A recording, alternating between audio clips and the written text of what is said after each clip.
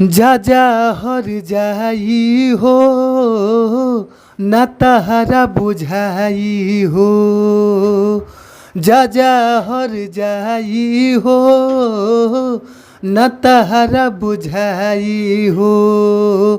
दर्द देलू दिल में ऐसन लागे कि मर जाई हो। जा जा हर जाई हो ना तहरा बुझाई हो। जा जा हर जाई हो ना तहरा बुझाई हो।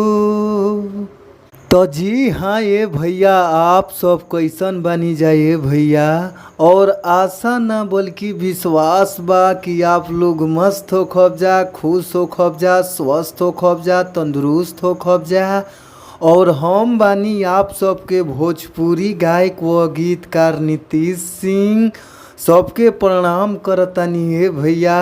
आप लोग अपन आशीर्वाद हमरा ऊपर बनौले रही जाइए भैया। काहे से कि रउए सबके आशीर्वाद हमरा ऊपर चाहिए भैया।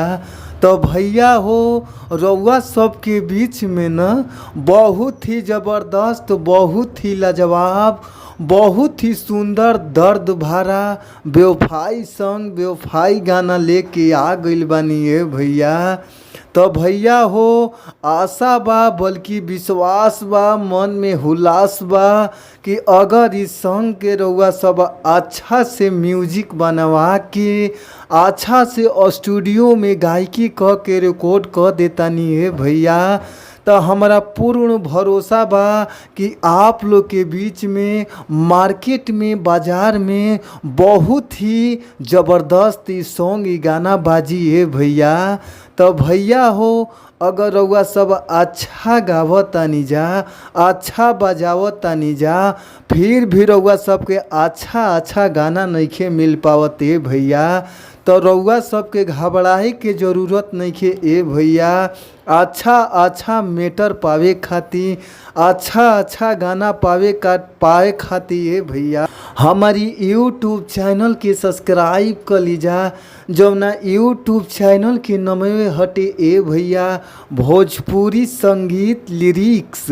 तो आप लोग न भैया हमारी यूट्यूब चैनल के सब्सक्राइब करके घंटी के बेल आइकन दबा ली जाइए भैया।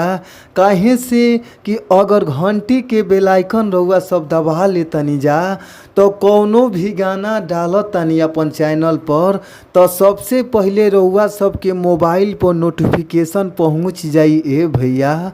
तो आप लोग हमारी यूट्यूब चैनल के सब्सक्राइब करके घंटी के बेल आइकन जरूरे दबा ली जाए ए भैया। तो आई जा हमनी के चलल जाओ अपन मुखड़ा के ओर। मुखड़ा के भाव का बाटे, कौना भाव में कैसे गावे के बाटे ए भैया। आई जा सुनी जा। कहे के भाव बा, जा जा हर जाई हो ना तहरा बुझाई हो। जा जा हर जाई हो ना तहरा बुझाई हो। दर्द दिल में देलू तू ऐसन लागे कि मर जाई हो। जा जा हर जाई हो ना तहरा बुझाई हो। जा जा हर जाई हो ना तहरा बुझाई हो। तो भैया अगर ये मैटर अच्छा लागता, ये गाना मस्त लागता, तो फुल सॉन्ग लेवे खातिर स्क्रीन पर हमार नंबर बाटे, नंबर हमार नोट कर लीजा। नंबर बाटे 98 350 77 203। एक बार और नंबरवा नोट कर लीजिए भैया, 98 350 77 203। तो आप लोग ज़रूर कॉल करिए भैया। कॉल कैला पर बहुत ही कम से कम चार्ज में रहुआ सबके सॉन्ग मिल जाई, गाना मिल जाइए भैया। तो आप लोग कॉल करी जा, फिर मिलल जाई नेक्स्ट वीडियो में, यानी अगला वीडियो में। तो थैंक यू, बाय। आप सभी को सो मच, धन्यवाद, लव यू।